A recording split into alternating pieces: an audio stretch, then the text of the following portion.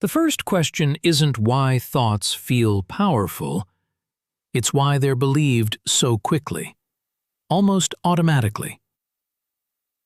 Most people don't decide to believe a thought. Belief happens before decision. A thought appears, and the body responds as if it's already true. Tension, urgency, preparation. That response is learned, not chosen. Early in life, thinking and safety were linked. Thoughts warned, thoughts guided, thoughts prevented mistakes. Be careful. Don't do that. Something's wrong. Believing thoughts kept you safe. Questioning them wasn't an option. So the nervous system learned a rule. If a thought appears, it matters. That rule was never updated, even when the environment changed. As an adult, the same reflex remains. A thought says, "This is dangerous," and the system responds before evaluation begins. Belief precedes analysis. Reaction precedes reflection. This is why doubt feels wrong. Not intellectually wrong, emotionally unsafe. Questioning a thought can feel like ignoring a warning, like risking something important.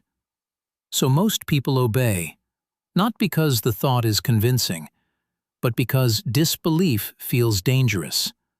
This is the reflex, not "this thought is true," but "this thought must be respected."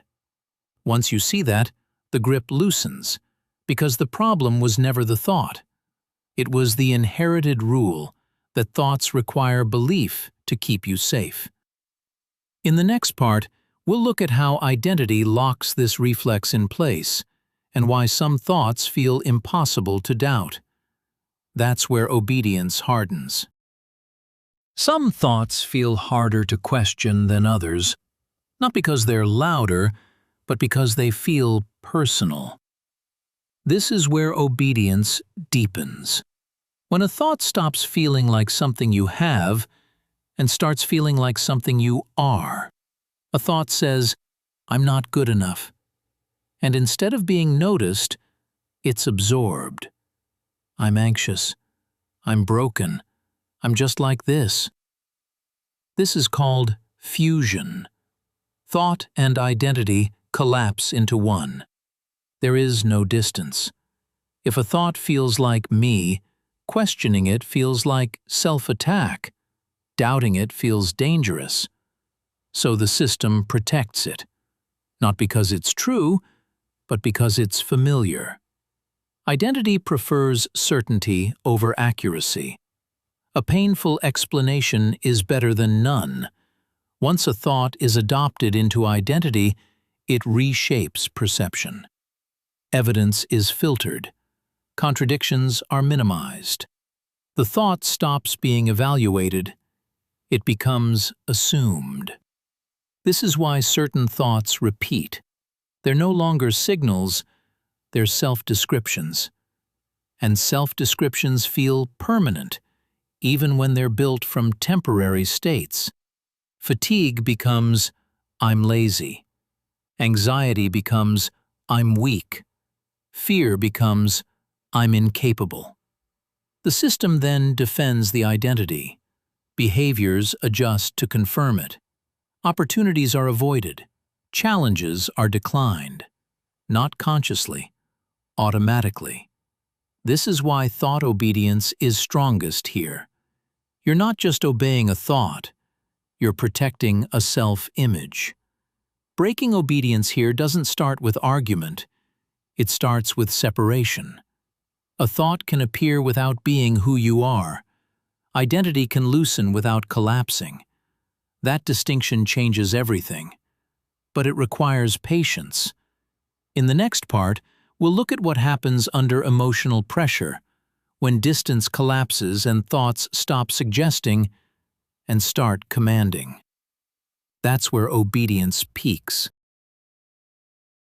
If this made you pause, like the video.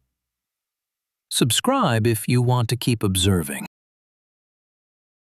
There is a moment when thoughts stop suggesting and start commanding.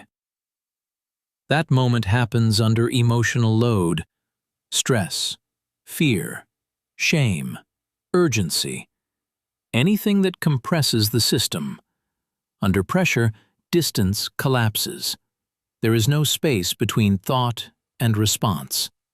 The gap disappears.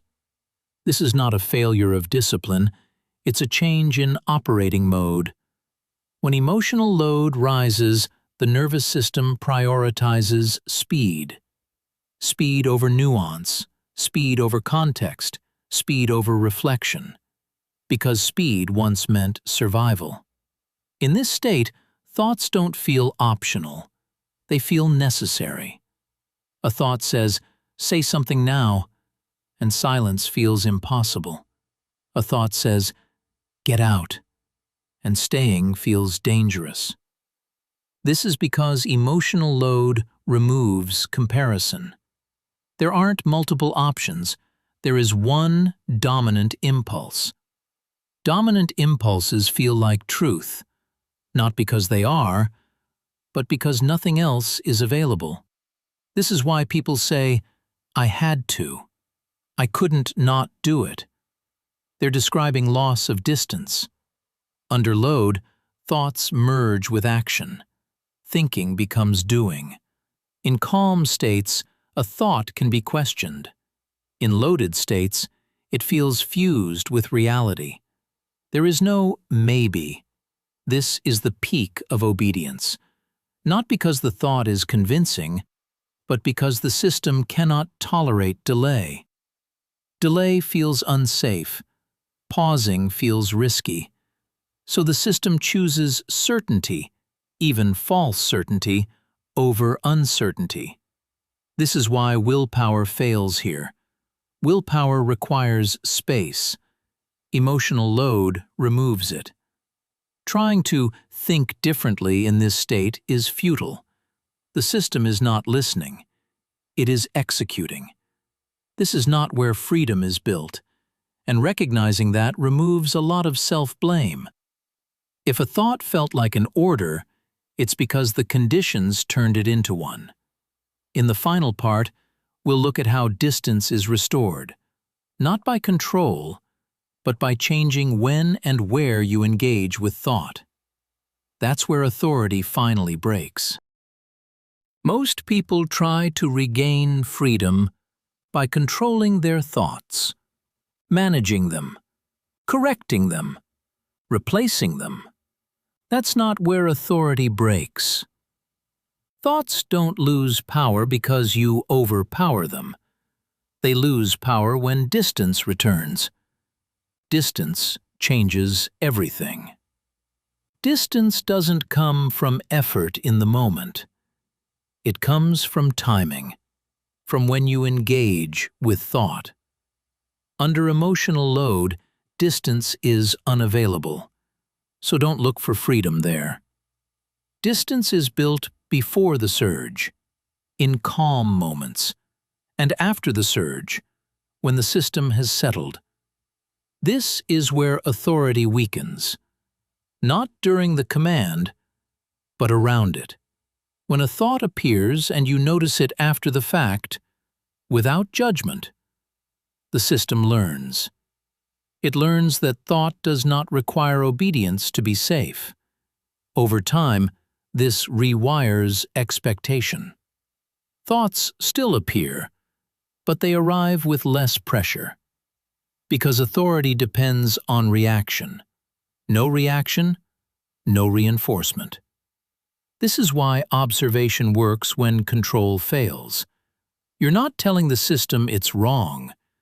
You're showing it that obedience is optional. Optional thoughts are no longer commands. They return to signals. Signals can be interpreted. Commands must be followed. That distinction is freedom. You don't stop thoughts. You stop surrendering to them. And when surrender ends, so does domination. Thoughts lose urgency without losing presence. They pass without deciding your direction. This is the shift. Not thinking less, but obeying less. If this helped you see your thoughts with more clarity and less authority, consider liking the video and subscribing. More of this is coming. Stay observant.